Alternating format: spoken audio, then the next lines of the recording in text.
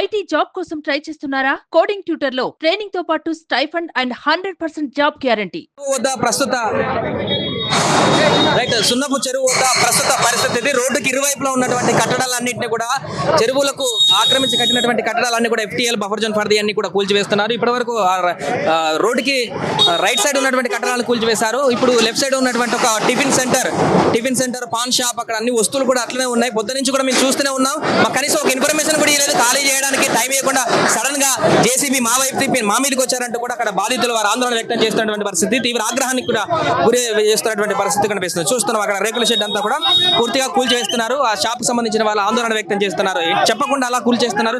కొంత టైం ఇచ్చిన మీ అందరూ సమానంగా తీసుకునేటోళ్ళం కదా అని చెప్పేసి వారు తీవ్రమైనటువంటి ఆగ్రహాన్ని వ్యక్తం చేస్తున్నటువంటి పరిస్థితి మనకు కనిపిస్తుంది. మొత్తం కూడా పూర్తిగా సున్నపు చెరువు ప్రాంతం వద్ద అయితే తీవ్ర ఉద్రిక్త వాతావరణం అయితే కనిపిస్తుంది. కాసేపటి క్రితమే అటు చెరువు పక్కన ఉన్నటువంటి రేకుల షెడ్లో నిర్మించుకున్నటువంటి బస్తీ వాసుల ఇళ్లు కూడా కూల్చివేస్తున్నారంటూ కూడా వారు కూడా పెట్రోల్ మీద పోసుకొని అఘాయిత్యానికి పాల్పడినటువంటి పరిస్థితి, ఆత్మహత్య ప్రయత్నం చేసినటువంటి పరిస్థితి కనిపించింది. సో ఇప్పుడు తాజాగా ఇటు సైడ్ టిఫిన్ సెంటర్ వద్ద ఉన్నటువంటి పరిస్థితి కూడా మనం చూస్తున్నాం. పూర్తిగా నేలమట్టం చేస్తున్నారు టిఫిన్ సెంటర్ని కూడా.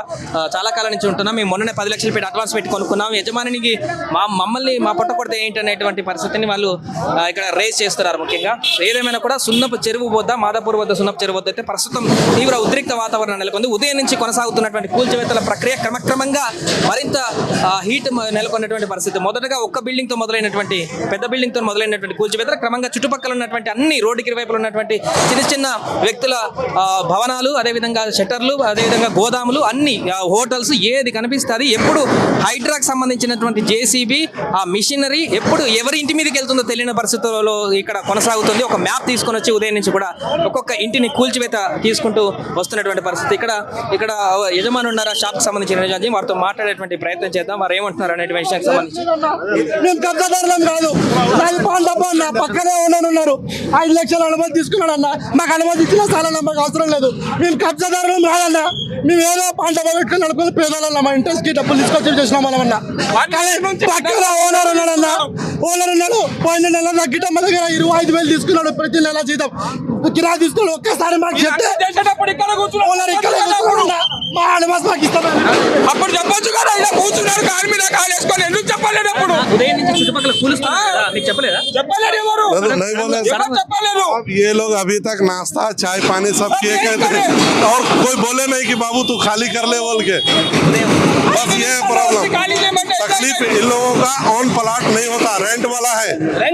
10 मिनट बोला तो पूरा सामान निकाल लेता था। ये कहाँ से कि सोना रेहन रखते, गिरमी रखते, घर रेहन रख के बिजनेस करते, और ये बिजनेस करने के ऊपर इन लोगों को ये परेशानी हो गई। कम से कम इन्फॉर्मेशन देना था अभी कि बाबू यहाँ पे ये तुम्हारा डिसमेटल हो रहा है, ये खाली कर लो। खाली करने के बजाय इन लोग चाय बिस्किट में रह गए।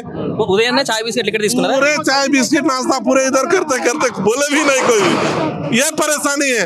अब ये बेचारे का हालत देखो, इन लोग मरने को रेडी है। मर के भी क्या होता, जिंदा रह के भी क्या होता, दोनों में भी परेशानी है। पूरे घर को रेहन रख करके लगाया सो ये बेचारे को देखो इधर, ये देखिए पूरा ये घर को रेहन लगा करके काम करा। మొత్తం 12 లక్షలు సార్. ఇప్పుడు కూడా బిల్లు ఉంది నా దగ్గర. అదండి मालूम है, घर रेहन रख करके काम करा सो ये लोग। ఏమైనా ఓనరా మేము దాన్ని పాన్ షాప్ ఒకటి చిన్నది, దాన్ని కూడా వచ్చి తీసేసారు. ఇప్పుడు సామాన్ కూడా మొత్తం వెళ్ళిపోయింది. దాంట్లో అడ్వాన్స్ కూడా వెళ్ళిపోయింది. దాంట్లో ప్రతి నెల రెంట్ కూడా తీసుకున్నారు. 8 లక్షల సామాన్ సార్ అది. దాంట్లో సిగరెట్ ఉన్నాయి, గ్లాస్ ఐటమ్ చేపించిన నేను. ఎంతకాలం నుంచి పెట్టినారు సార్? 11 మంత్స్ నుంచి ఉన్నాం సార్ ఇక్కడ. ఆ ఓనర్ అక్కడే ఉన్నారు. ఆ ఓనర్ అక్కడ కూర్చొని అప్పుడు షెడ్ వేసేటప్పుడు ఎందుకు చెప్పలేదు మాకు? ఎందుకు తీసుకున్నాడు మా దగ్గర అడ్వాన్స్? ఎవరు చెప్పలేదు సార్. సో ఇది ప్రస్తుతం సున్నపు చెరువు వద్ద ఉన్నటువంటి పరిస్థితి.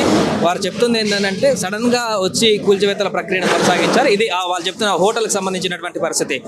ఇట్లా పూర్తిగా ఈ హోటల్ ని కూల్చేస్తారు. సున్నపు చెరువు వద్ద మొదటగా రోడ్డుకు అవతల సైడ్ కూల్చారు ఉదయం నుంచి. ఆ తర్వాత లెఫ్ట్ సైడ్ ఇప్పుడు కూల్చివేత చేసినటువంటి పరిస్థితి.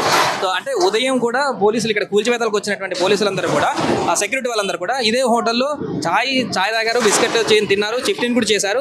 కనీసం మాకు ఒక చిన్న ఇంటిమేషన్ కూడా లేదు. ఖాళీ చేసే వాళ్ళగా సమానంగా సడన్ గా 5 నిమిషాల ముందు ఆ JCB తీసుకొని మా మీదకి వచ్చారంటూ కూడా ఆ హోటల్కి సంబంధించినటువంటి నడిపించేటువంటి వ్యక్తులు చెప్తున్నటువంటి పరిస్థితి. సో ఏదేమైనా కూడా క్షణాల్లోనే నేలమట్టం అయిపోయింది హోటల్కి సంబంధించి. ఇక్కడ పూర్తిగా ఏ క్షణాన్న ఏ బిల్డింగ్ కూలుతుందో కూడా తెలియనటువంటి పరిస్థితి ప్రస్తుతం కనిపిస్తుంది.